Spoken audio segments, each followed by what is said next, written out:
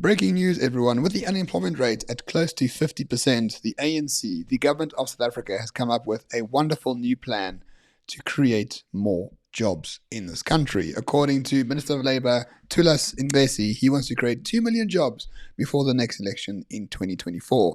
On the ground, outside the Minister of Labour's department, is our correspondent, Shepsy. Shepsy, tell us what is happening over there, please. The minister has stunned the nation. He's come up with an idea that only a bright spark could think of.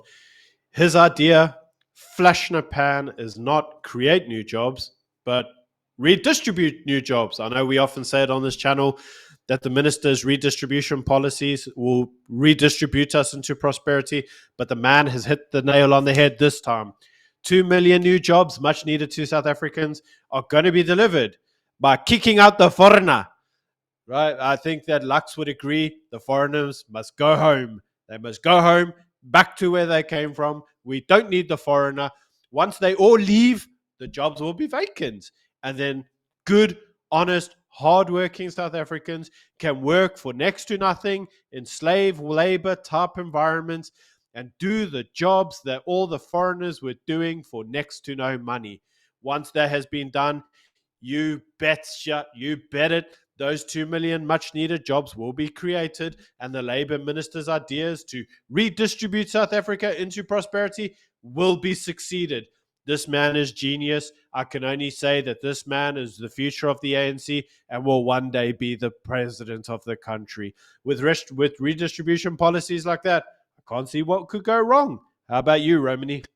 Well, my favorite part of this entire argument is that the problem, according to the Minister of Labour, is that really the problem is that there's a trend of the employment of foreign workers in South Africa. And the issue at hand for him is that employers are deliberately employing these vulnerable people to do jobs. So foreign migrants are deemed to be vulnerable people who are not worthy of having a job under the ANC dispensation.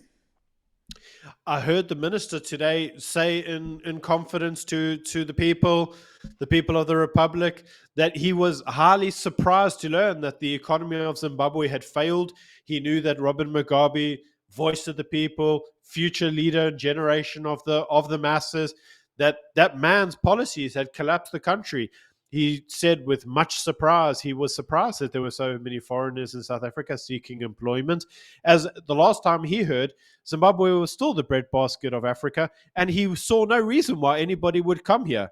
So he politely encouraged them, much like Becky Sele said, if you're a criminal, please kind of give us back your AK-47.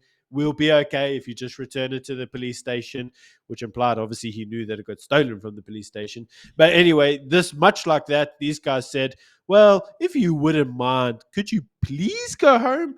And obviously with the inclusion of the word please, we all know that means job's done, right up the success page, and we know that the policy has now become a reality. Indeed, the minister was very adamant. He says, we all know why there are so many Zimbabweans here in South Africa. It's because the country of Zimbabwe has collapsed.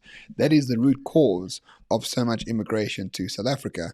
What the minister failed to understand, though, was that his own political party allowed the collapse of Zimbabwe to happen. Very famously, the former president Thabo Mbeki had quiet diplomacy, which allowed Robert Mugabe to steal numerous elections over the course of his presidency as the president of Zimbabwe. And now, here we are, where the chickens have come home to roost, and the chickens in this case are foreign nationals, and the roost is South African job market. Spoken like a true agent, you bloody agent. Come here and you diss the Zimbabwean people. Don't you know that the revolutionary leader, his ideas in Zimbabwe were so revolutionary? It has forced people to think like entrepreneurs in other countries. But his own economy is so brilliant that we have now heard that their own currency is deemed to be illegal tender, and that to buy electricity and basic goods, you must use the American dollar, even though we all know that the Americans are imperialist bastards and we don't want their dollars anywhere near this country. And for that reason, and that reason only, the Zimbabwean people have been forced to be exploited by foreign countries like South Africa, where they have to seek employment in those territories in order to feed their families. This is not because of Zimbabwean policy. It is because of the imperialists. It is because they came to Zimbabwe and they looted their country. And now all I can say is give the Zimbabweans back. Right? Hashtag give the Zimbabweans back. Yeah, I think we can blame Cesar Rhodes on this. But quickly, on to the 2 million jobs, Byron. Obviously, he has a plan to create 2 million jobs, but he says, whether or not it's achievable to create 2 million jobs, he doesn't actually know. And personally, as a man of the media, it is so humbling to see such humility from the ANC. They have these grand plans, but they have no idea whether they can actually do it. But they will try their very hardest. And for that, they at least need a participation trophy somewhere. I think it's very surprising that the minister seems to know how many illegal immigrants there are in this country. It is possible that the ancestors during the cleansing ceremony did commune with him and tell him there were 2 million people in the country. And so he knew he had the gift of foresight. You know how it works with the elders. The elders, we must respect them. Sometimes in white cultures, we put the elders in old age homes, but for us, we must respect them.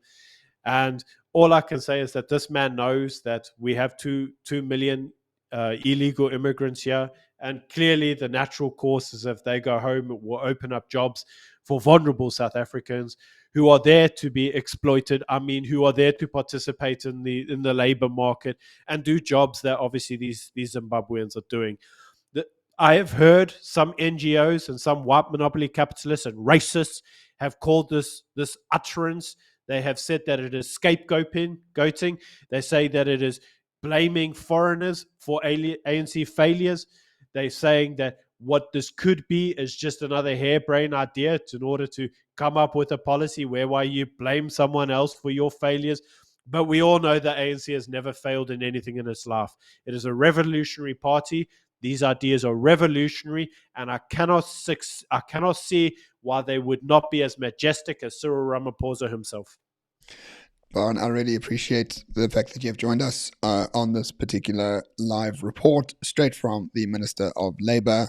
And your energy and enthusiasm for the Minister is something to behold and something for all patriot South Africans to really imbibe in their heart and to express it themselves. So thank you again, Byron, for joining us. And with that, we do have breaking news from the Minister of Labour. Actually, he was asked a question about whether he can create 2 million jobs, and his response was this. Boost. Very good. All right. Thanks for watching. Cheers. Thanks, everyone. Goodbye.